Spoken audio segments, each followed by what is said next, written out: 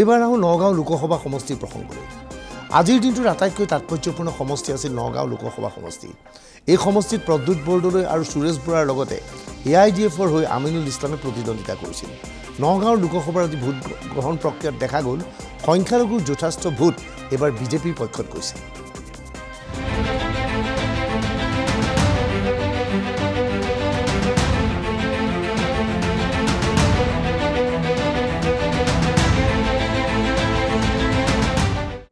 সাধাৰণতে নগাঁৱৰ সংখ্যালঘু অধ্যুষিত অঞ্চলত যেতিয়া ভোটদান অনুষ্ঠিত হয় লগে লগে দেখা যায় যে বৃহৎ সংখ্যক ধৰ্মীয় সংখ্যালঘুৱে ভোটদান কৰিছে। সংখ্যালঘুৰ ভোটদানৰ হাৰ নগাঁৱত সদায় বেছি হয়। আজি দেখা গৈছে যে নগাঁৱত সংখ্যালঘুৰ ভোটদানৰ হাৰ হিন্দুৰ ভোটতকৈ কম।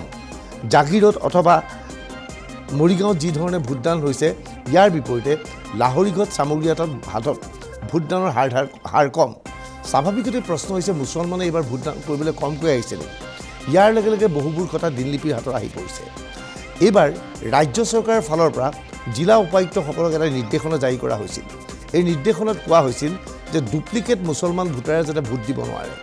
অভিযোগ মতে ইয়াৰ পূৰ্বে মুছলমান ভোটাৰে যেতিয়া ভোট দিবলৈ আহে তেওঁলোকৰ পৰিয়ালৰ সদস্যৰ নামতো ভোটদান কৰি থৈ যায়।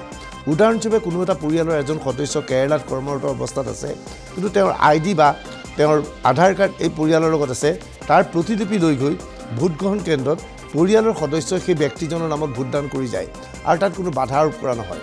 কিন্তু এইবাৰ চৰকাৰৰ ফালৰ পৰা এই ক্ষেত্ৰত কঠোৰ নিৰ্দেশনা জাৰি কৰা হৈছিল। সেয়েহে এনেধৰণৰ বহু ভোটাৰক ভোটদান কৰিবলৈ আজি সুযোগ দিয়া নহ'ল, যাৰ ফলত ধৰ্মীয় সংখ্যালঘু অধ্যুষিত অঞ্চলত ভোটদানৰ হাৰ এবাৰ হ্ৰাস পালে। সাধাৰণতে এনে অঞ্চলত ভোটদানৰ হাৰ 90% অধিক হয় যদিও আজি 75% মানতেই মুছলমানৰ ভোট সীমাবদ্ধ হৈ থাকে। এইবাৰ আহোঁ নগাঁও লোকসভা সমষ্টিৰ প্ৰসংগলৈ। আজিৰ দিনটোৰ আটাইতকৈ তাৎপৰ্যপূৰ্ণ সমষ্টি আছিল নগাঁও লোকসভা সমষ্টি। এই সমষ্টিত প্ৰদ্যুৎ বৰদলৈ আৰু সুৰেশ বৰাৰ লগতে AIDFৰ হৈ আমিনুল ইছলামে প্ৰতিদ্বন্দ্বিতা কৰিছিল। নগাঁওৰ লোকসভাৰ আজি ভোট গ্ৰহণ প্ৰক্ৰিয়াত দেখা গ'ল সংখ্যালঘুৰ যথেষ্ট ভোট এইবাৰ বিজেপিৰ পক্ষত গৈছে।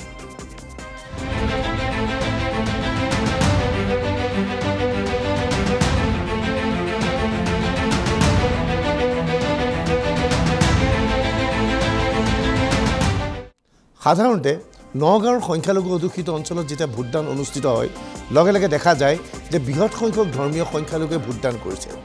সংখ্যালঘুৰ ভোটদানৰ হাৰ নগাঁৱত সদায় বেছি হয়। আজি দেখা গৈছে যে নগাঁৱত সংখ্যালঘুৰ ভোটদানৰ হাৰ হিন্দুৰ ভোটতকৈ কম। জাগিৰোড অথবা মৰিগাঁৱত যি ধৰণে ভোটদান হৈছে ইয়াৰ বিপৰীতে লাহৰীঘাট চামগুৰিয়াত ভাটত ভোটদানৰ হাৰ কম। স্বাভাৱিকতে প্ৰশ্ন হৈছে মুছলমানে এইবাৰ ভোটদান কৰিবলৈ কমকৈ আহিছে নেকি? ইয়াৰ লগে লগে বহুবোৰ কথা দিল্লীপিৰ হাতত আহি পৰিছে। এইবাৰ ৰাজ্য চৰকাৰৰ ফালৰ পৰা জিলা উপায়ুক্তসকলক এটা নিৰ্দেশনা জাৰি কৰা হৈছিল। এই নিৰ্দেশনাত কোৱা হৈছিল যে ডুপ্লিকেট মুছলমান ভোটাৰে যাতে ভোট দিব নোৱাৰে। অভিযোগ মতে ইয়াৰ পূৰ্বে মুছলমান ভোটাৰে যেতিয়া ভোট দিবলৈ আহে তেওঁলোকৰ পৰিয়ালৰ সদস্যৰ নামতো ভোটদান কৰি থৈ যায়। উদাহৰণস্বৰূপে কোনো এটা পৰিয়ালৰ এজন সদস্য কেৰালাত কৰ্মৰত অৱস্থাত আছে, কিন্তু তেওঁৰ ID বা তেওঁৰ আধাৰ কাৰ্ড এই পৰিয়ালৰ লগত আছে, তাৰ প্ৰতিলিপি লৈ গৈ ভোটগ্ৰহণ কেন্দ্ৰত পৰিয়ালৰ সদস্যই সেই ব্যক্তিজনৰ নামত ভোটদান কৰি যায় আৰু তাত কোনো বাধা আৰোপ কৰা নহয়। কিন্তু এইবাৰ চৰকাৰৰ ফালৰ পৰা এই ক্ষেত্ৰত কঠোৰ নিৰ্দেশনা জাৰি কৰা হৈছিল। সেয়েহে এনেধৰণৰ বহু ভোটাৰক ভোটদান কৰিবলৈ আজি সুযোগ দিয়া নহ'ল, যাৰ ফলত ধৰ্মীয় সংখ্যালঘু অধ্যুষিত অঞ্চলত ভোটদানৰ হাৰ এবাৰ হ্ৰাস পালে। সাধাৰণতে এনে অঞ্চলত ভোটদানৰ হাৰ 90% অধিক হয় যদিও আজি 75% মানতেই মুছলমানৰ ভোট সীমাবদ্ধ হৈ থাকে।